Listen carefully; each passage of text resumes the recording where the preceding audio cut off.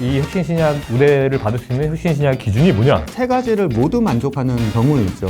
혁신신약으로 지정이 되면 아이서를 탄력 적용해주겠다.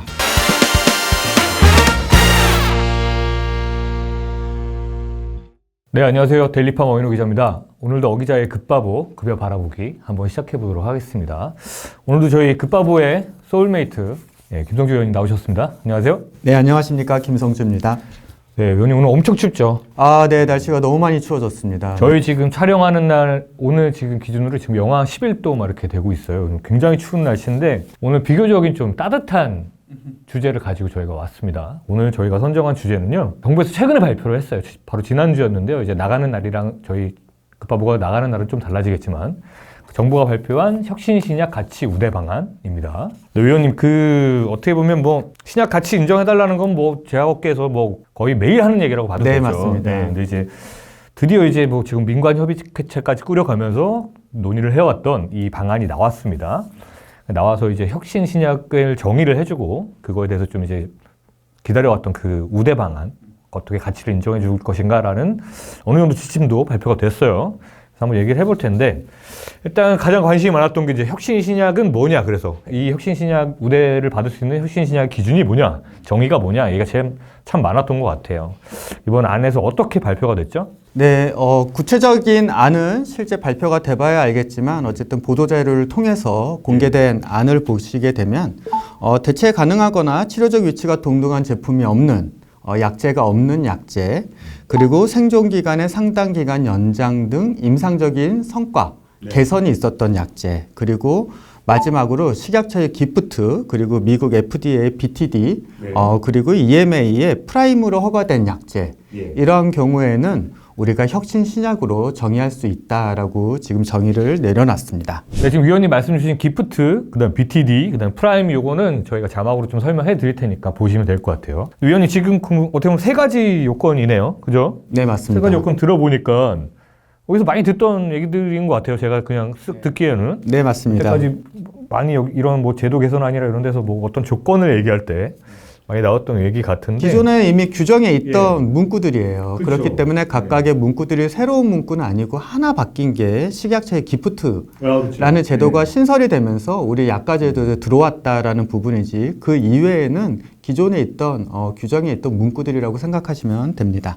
식약처의 기프트는 이제 말씀 주신 BTD와 프라임 등과 같이 우리나라에서도 이제 전폭적으로 신약에 대한 허가 지원을 하기 위해서 만들어진 제도입니다. 근데 이제 보면 지금 말씀하신 조건을 모두 충족해야 혁신신약이라는 얘기예요. 그죠? 네, 맞습니다. 우선은 지금 발표된 내용에 따르면 세 가지를 모두 만족하는 경우이죠. 그렇기 때문에 사실 이 각각의 규정 1번, 2번, 3번으로 봤을 때 이 각각의 규정들이 제가 보기엔 상당 부분 겹치는 내용들이 많이 있거든요. 애매한 부분이 좀 있을 것 같아요. 네, 맞습니다. 우리가 치료적 위치가 동등한 약제가 없다라고 할 때는 심평원 규정의 해석에 따르면 새로운 계열의 약제이면서 임상적 개선이 있는 약제예요. 그렇다면 2번에 임상적으로 의미 있는 개선, 이 부분과 또 상당 부분 겹친다라고 생각하게 될 수 있고, 그리고 기프트라든지 프라임이라든지 우리가 BTD라든지 이런 허가 당국에서 지정을 할 때 그 기준들을 보면 사실 1, 2번이 다 포함된 내용들이 많아요. 그렇기 때문에 이 1, 2, 3번이 상당 부분 혼재되어 있고 중복되어 있는, 그래서 앞으로 어떻게 평가를 할지 사실 조금 의문인 부분이 있고요. 그리고 또 하나가 이 세 가지를 다 만족해야 된다. 그럼 만약에 세 개 중에 하나로 만족하는 거, 두 개로 만족하는 그런 혁신성은 인정을 안 해주겠다라는 거거든요. 상당히 흑백 논리와 같은 그런 접근이라고 할 수가 있습니다. 그냥 제 생각인데 얼핏 보면은 1번을 만족하지만 3번을 만족하지 않는 경우도 있을 것 같아요. 어쨌든 이런 경우는 발생할 것 같은데 지금 위원님이 설명을 주신 것처럼 이 기프트나 그 프라임이나 이런 제도들 자체가 굉장히 혁신성을 갖고 있다고 생각되는 의약품에 대해서 그 후보물질 단계에서부터 지정을 해서 신속 심사를 하는 거거든요. 그럼 이런 약들은 대부분 좋겠죠. 한마디로 굉장히 뛰어난 임상적 가치를 가지고 있거나 하겠죠. 그러니까 그런 부분에 대해서 조금 실제로 이것들이 적용했을 때 애매할 수 있다는 얘기입니다. 그 일부를 만족하는 것도 마찬가지죠. 1번이 안 되면 3번이 안 되고 이런 부분에 대해서 그럼 정말 그 약을 혁신신약이라고 보지 않아야 하는가, 우대 방안에 들어가지 않는 것인가 라는 부분도 앞으로 계속 좀 논란들이 나올 수 있을 것 같아요. 업계에서는. 그렇죠. 혁신성도 사실 등급이 있을 수 있는데 우리나라는 혁신이다? 아니다.라고 지금 제도에 담은 상황입니다. 거기 안에 못 들어가면 혁신신약이 아닌 거니까요. 어떻게 보면 현재 이 상황에서 그럼 비혁신이 되는 거죠. 예, 비혁신이 되는 거죠. 이게 이렇게 등급을 좀 두는 사례가 또 있어요? 우리나라 말고? 사실 혁신신약에 대한 정의는 여러 정의가 많이 있죠. 그리고 이러한 등급을 두는 나라도 사실 이탈리아가 있습니다. 이탈리아 같은 경우에도 우리나라처럼 임상적인 필요도에 관련된 기준이 있고, 그리고 임상적 가치에 대한 기준도 있고, 그리고 임상 근거가 어느 정도 잘 측정이 되었는지, 이런 것들을 여러 가지 평가 요소를 두고 완벽하게 혁신성에 부합하는 경우, 그리고 일부 만족하는 경우, 그리고 이제 혁신성을 만족하지 못하는 경우, 각각의 등급을 두고 혜택을 달리 부여하고 있죠. 그럼 이탈리아 같은 경우는 지금 저희 우리나라에서 발표된 거랑 좀 비교를 해보자면 뭐 두 개를 만족하면 그거에 대한 또 대가가 있긴 있는 건가요? 네, 그런 게 있는 거고, 우리나라처럼 1번, 2번, 3번 그 안에서도 등급이 있는 거죠. 네, 3개 중에 2개 이런 등급뿐만이 아니고 1번 항목에서 완벽하게 만족을 하는지 아니면 뭐 몇 점 이상 만족하는지, 흑백이 아니라 네, 중간도 존재한다는 얘기죠. 네, 그래서 혁신성에 대한 등급을 조금 넓게 보고 있다라고 생각하시면 될 것 같습니다.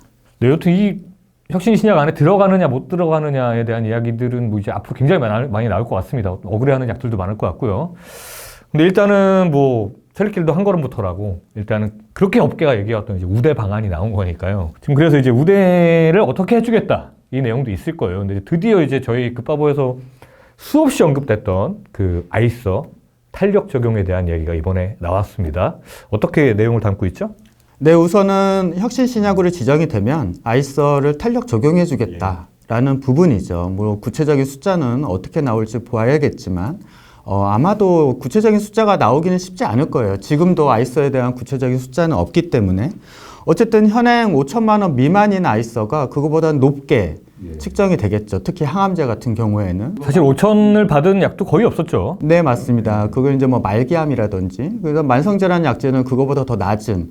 하지만 혁신신약으로 지정이 되면 어쨌든 현행보다 높은 아이서를 적용해 주겠다라는 부분이죠. 근데 아마도 아이서를 일정 수준 조금 높이더라도 제약사에서는 여전히 불만이 있을 수가 있을 것 같아요. 그 이유로는 우리가 영국 같은 경우를 상당히 많이 참조하는데 영국도 우리나라랑 비슷하거든요. 기존의 약제들은 2만에서 3만 파운드. 근데 말기암 같은 경우에는 5만 파운드. 그럼 우리나라랑 비슷한 거죠. 2천만 원, 3천만 원에서 5천만 원까지 봐주니까. 비슷한 수준으로 보이네요. 네, 하지만 영국의 경우에는 Highly Specialized Technology라고 하는 HST 프로그램이 있습니다. 대상 환자 수가 아주 적거나 질병이 정말 위중하거나 그럴 때는 기존의 아이소보다 10배 가까이 탄력적으로 봐주고 있어요. 그렇기 때문에 이 탄력성이라는 범위 자체가 우리나라가 지금 적용하게 될, 새롭게 도입하게 될 제도보다는 훨씬 더 유연하다라고 생각을 하시면 될 것 같습니다. 그리고 확실히 영국은 조금 굉장히 정말 말 그대로 플렉서블하긴 하네요. 그죠? 네, 그 아이서에 대해서는 플렉서블하다고 할 수가 있죠. 다만 우리나라처럼 경평면제 제도가 없기 때문에 경제성 평가를 할 때 그 레인지를 조금 더 넓게 준다라고 생각하시면 될 것 같습니다.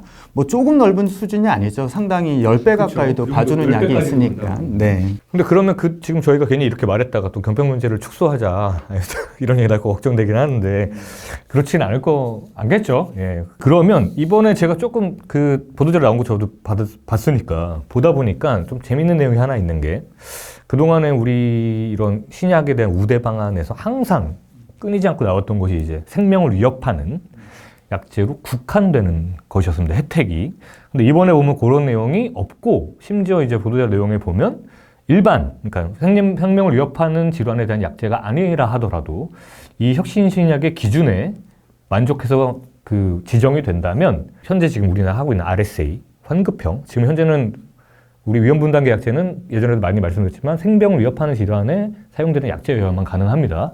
한마디로 이중 가격을 일반 약제도 받을 수 있다는 내용이 좀 들어있었던 것 같아요. 이 부분 좀 고무적이라고 봐도 되지 않을까요? 만약에 그렇게만 실제적으로 발표가 된다라고 하면 그럴 수 있죠. 근데 다만 아까 얘기 드린 것처럼 우리가 신약에 대한 혁신성 기준 중에 2번이 생존 기간의 상당 기간 연장 등 임상적 개선이거든요. 등이라고 돼 있죠. 네, 물론 등이라고 되어 있겠지만 만약에 이 등을 뺀 생존 기간의 상당 기간 연장 이런 부분에 포커스를 두고 평가를 한다라고 하면 결국은 항암제로 또 귀결이 될 수밖에 없어요. 생존 기간은 항암제에서 보는 거니까요. 지표 자체가 생존 기간은 항암제에서 보는 거니까요. 그래서 앞으로 좀 두고 봐야 될 것 같습니다. 정부가 그러진 않겠죠, 뭐. 네, 저도 그러지는 않을 거라고 생각을 합니다.